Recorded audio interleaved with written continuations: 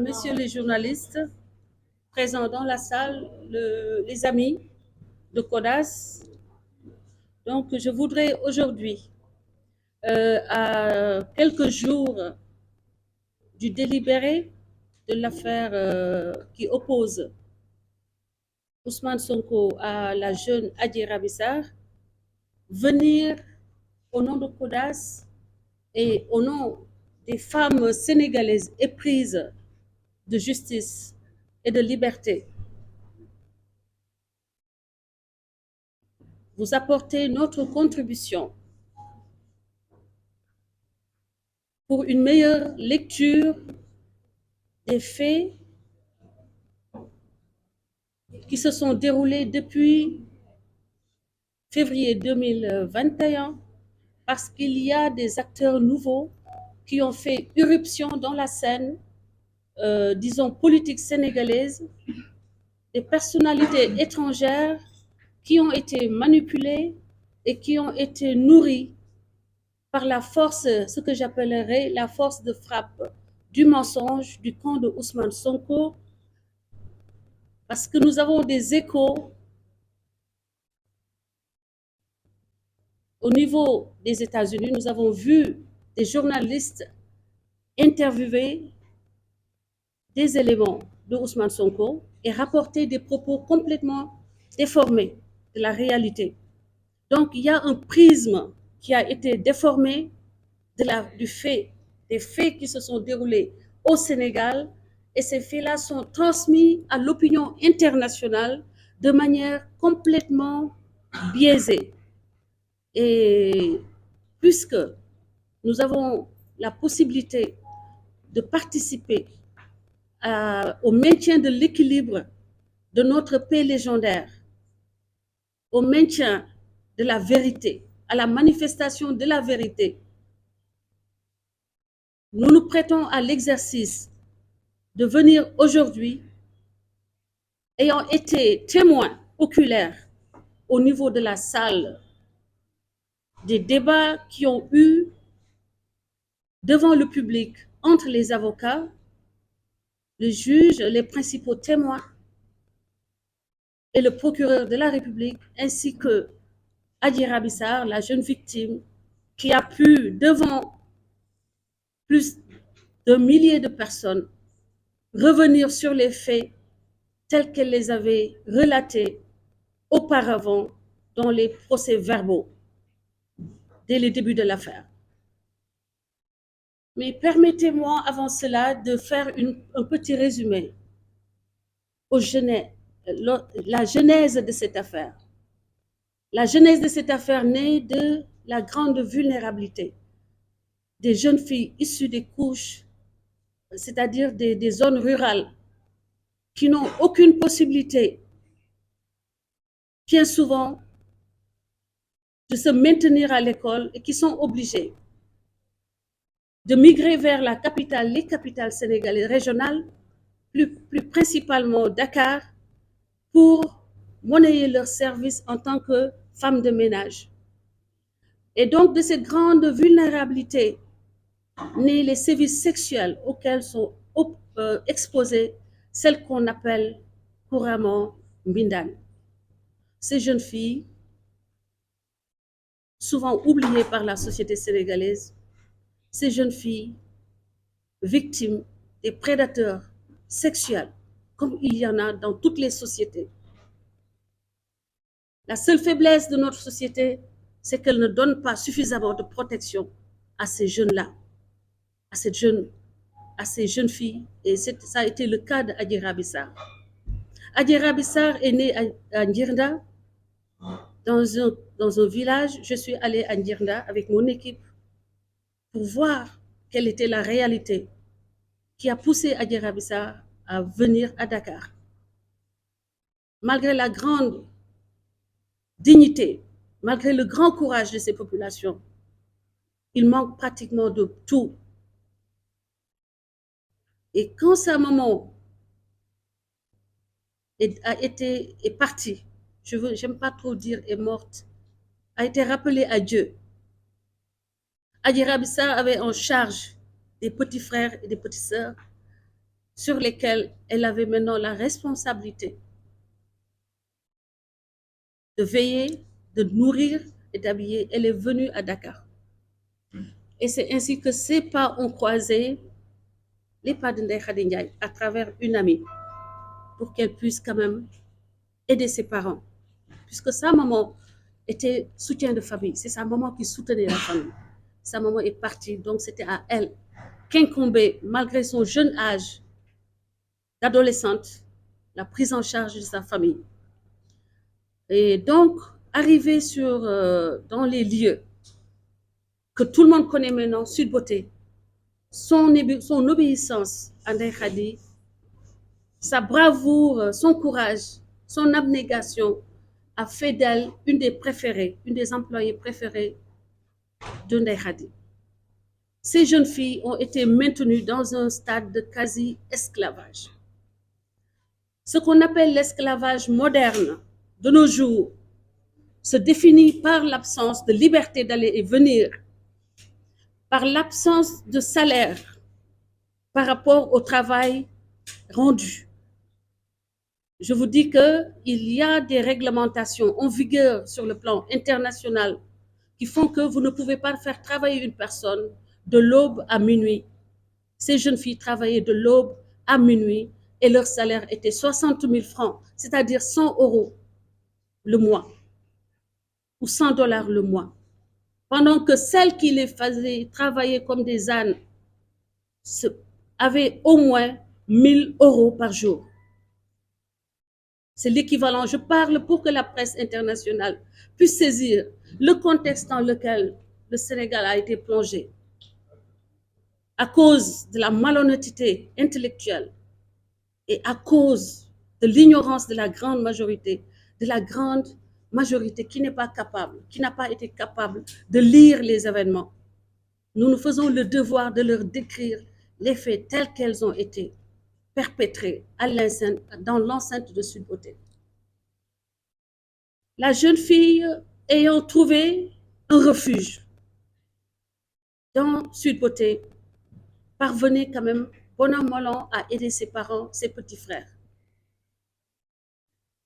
Et profitant de sa grande vulnérabilité, elle transparaît dans les propos de Ndeye Khady qui dit: je l'ai trouvée, elle était sale, elle est venue, elle avait faim, elle disait qu'elle avait faim. On sait qu'elle avait faim, on sait qu'elle était sale, elle n'avait pas les moyens de vivre décemment. C'est pour ça qu'elle est venue à Dakar.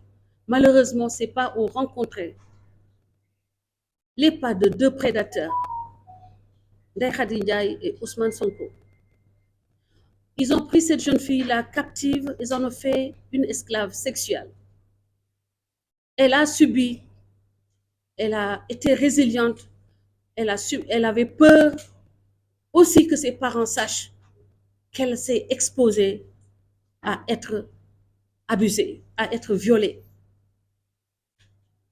Pour cette raison-là, elle s'est tue. Elle n'a pas pu, dès le premier jour, aller chercher de l'aide, d'autant plus que son papa est à des milliers de kilomètres. Il n'a pas d'oncle ni de parents capables de l'aider, sinon elle n'aurait jamais atterri dans ce lieu-là. Elle s'est tue, elle n'en a pas parlé à Ndeye Khady, son patron, parce qu'elle risquerait éventuellement de briser le contrat de travail, parce qu'on dirait que celle-là est bavarde.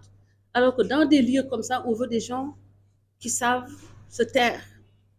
Elle s'est tue, mais à un moment, elle ne pouvait plus se taire. Elle a pris son courage à deux mains. Elle est partie porter plainte. On lui a rétorqué que vous ne pouvez pas accuser un homme aussi important sans nous apporter des éléments probants. Malgré son jeune âge, elle est partie se confier à celui qui était plus proche d'elle en ce moment-là, qui lui a également dit: tu t'organises peut-être pour nous m'amener des preuves, parce que cette histoire est trop grosse, je ne peux pas croire à cela. C'est ainsi qu'elle s'est arrangée. Comme chaque fois que le monsieur arrivait, elle subissait le même traitement. La dernière fois, elle a fait tout pour que quand ça s'est passé, elle est allée directement à l'hôpital. Mais dans notre culture, ici au Sénégal, celui qui n'a pas de voiture, comment il fait? se fait transporter. Une petite qui n'a pas de voiture durant le couvre-feu, si elle veut aller à l'hôpital, mais bien sûr qu'elle va demander à quelqu'un qui a une voiture de venir la chercher. C'est ce que le docteur Alfousseynou Gaye a fait. Le docteur Alfousseynou Gaye est venu récupérer Adjira Bissar et l'a amenée à l'hôpital.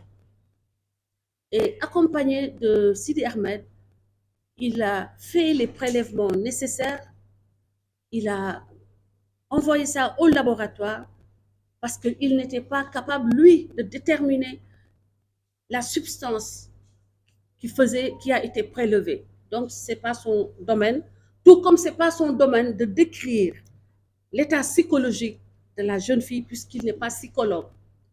Donc, Adjira Bissar, ayant fait ses prélèvements, lui, le docteur, par acquis de conscience, lui a proposé une pilule du lendemain pour éviter qu'elle ait un enfant après cet acte qui a été effectué, donc qu'elle a subi. Comment on peut donner prescription de la pilule qu'on appelle pilule du lendemain si on n'a pas peur, si on n'a pas trouvé du sperme dans l'organe génital de la victime? Donc voilà la contradiction majeure qui est éteinte par le fait que le Norlevo est prescrit quand on est sûr que la personne examinée a du liquide séminal à l'intérieur de son vagin.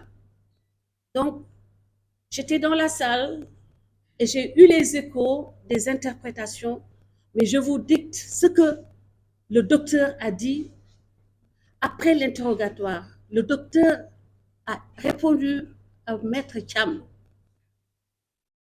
en lui disant, parce que Maître Cham lui a dit, vous avez fait un prélèvement, vous avez dit que dans le certificat médical, le laborantin a dit que de votre prélèvement, il a trouvé des spermatozoïdes vivants.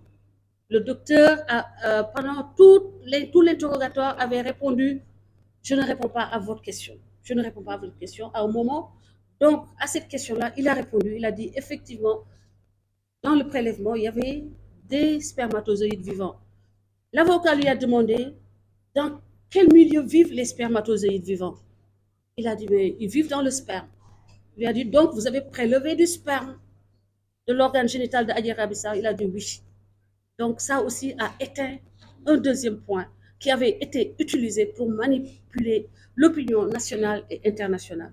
Le docteur a bien avoué avoir prélevé du sperme et le laborantin, dans ce sperme-là, a trouvé des spermatozoïdes vivants. Donc, il y a eu donc bel et bien un acte sexuel et la jeune Adjira Bissar a dit qu'elle n'était pas consentante. Donc, nous sommes aujourd'hui, nous de CODAS, nous avons dès le départ affirmé notre soutien à Adjira Bissar parce que les organisations qui devaient se charger de la défendre, de la prendre sous leur protection, l'ont rejetée par peur de représailles, par peur de la violence et des menaces. Nous avons pensé que dans une société, quelle que soit la société, les plus faibles devaient être défendus.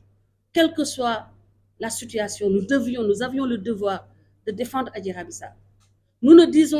À l'époque, nous ne disions pas qu'elle avait raison.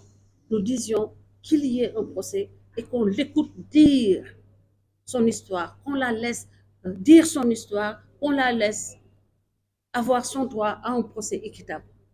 C'est chose faite désormais et nous espérons que notre pays qui a quand même tenu à restaurer l'ordre et la loi, qui a tenu à rester debout face aux différentes formes de manipulation de l'opinion, face à la menace, face au terrorisme, face aux maisons brûlées, face aux jeunes tués pour faire porter la responsabilité sur l'État, pour diaboliser l'État au niveau international, pour déstabiliser la nation sénégalaise, mais plus particulièrement le chef de l'État, et le pousser à la faute. Toutes ces manœuvres, j'estime qu'elles ont été vaines, parce que la vérité a été manifestée lors de la confrontation de Ndeye Khady Ndiaye, Adjira Bissar, Aïssata Ba. La présence donc de spermatozoïdes vivants confirme l'acte sexuel et le témoin, principal témoin, est la dame Aïssata Ba qui a pensé en disant qu'elle a entendu Adji Sarr dire que le monsieur, effectivement, excusez-moi du terme, a éjaculé, pensait détruire Adji Raby Sarr, mais elle venait d'apporter la preuve que bel et bien Ousmane Sonko, lors de son dernier passage à Sud Beauté, a éjaculé après avoir eu un rapport sexuel avec Adji Raby Sarr. Et il s'agit donc, le principal problème est que Adji Raby Sarr dit que, comme à l'accoutumée, elle n'était pas consentante. Et c'est de ça qu'il s'agit. Il n'y a dans cette affaire aucun complot politique, aucune organisation pour faire empêcher à un compatriote sénégalais d'accéder à son droit de briguer la présidence. C'est son droit. Et nous défendrons tous les Sénégalais si jamais, chaque fois que leurs droits seront piétinés. Nous avons, et vous me connaissez, nous avons toujours été du côté des personnes dont on a menacé les droits. Si aujourd'hui nous sommes du côté de Adji Raby Sarr, parce que c'est elle la victime. Victime d'abord d'un prédateur sexuel confirmé, mais victime d'une organisation mise en place très forte qui était capable de la tuer puisqu'elle a été menacée de mort, ses soutiens menacés de mort, la maison de ses parents menacée d'être incendiée, la maison de son avocat incendiée, les maisons des autorités incendiées, saccagées, vandalisées, juste pour semer la peur, pour éviter que le gouvernement ait le courage de faire face et de dire que la justice puisse trancher entre les deux citoyens.